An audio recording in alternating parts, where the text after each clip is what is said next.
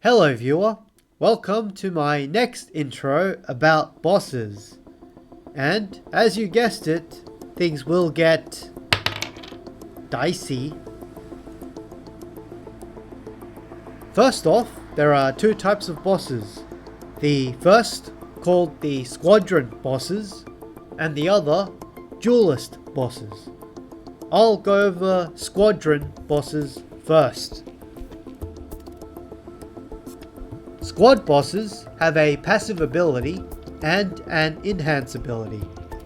The passive ability is always active, with some exceptions, which continually grants a defensive or offensive bonus to the boss.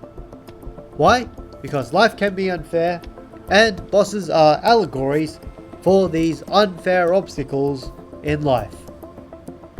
But life is also a gamble, and the enhance ability grants the boss a more powerful bonus, but attempting to activate it will deactivate the passive ability until the start of the boss's next turn.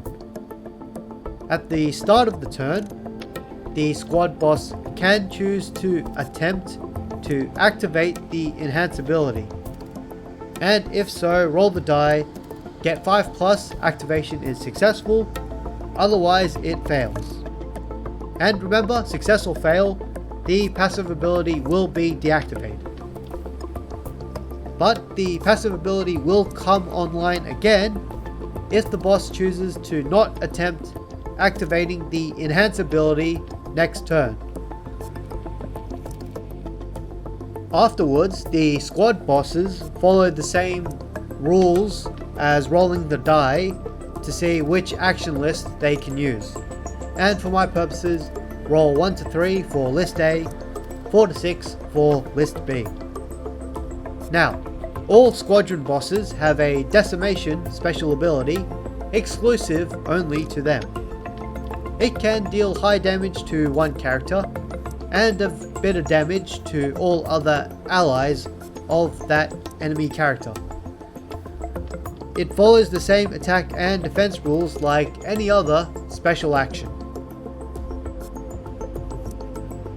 As for the boss's standard attack, they have what I call a special melee or special range attack. Should they choose either one, they roll the die again. Roll 5+, the special attack becomes a super melee or range attack, and all related defense rules apply. Otherwise, it will be counted as a normal melee or range attack, and all related defense rules for those apply. Regardless of the outcome, the special melee or range attack will have its base damage listed.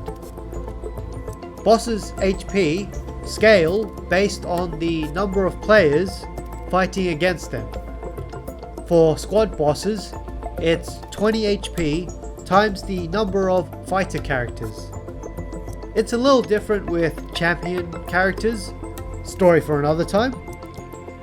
Also, bosses will start with 10 EP, but luckily they still only recover 2 EP at the start of their turn, like player characters, and their special actions generally cost 1 more EP than the equivalent special action of fighter characters. Next, learn more about duelist bosses. They firstly differ from squad bosses in that they don't have the decimation special ability. All special abilities they have are also available to player characters, where they can pick 2 different specials for their action lists. And of course, they still have the boss special melee or range attack available to them. Duel bosses have their HP scaled as 15 HP times the number of fighter characters, and they can only have either one passive ability or one enhance ability, not both. But don't be fooled into thinking they're worse off than squad bosses.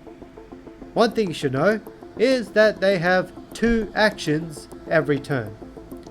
Yes, again, life can be unfair, but luckily, before they can choose an action, they have to roll every time to see what action list they can use before doing their action. Okay, that's the basic gist of bosses. You'll see them in action when our player characters fight them, which is their role to play.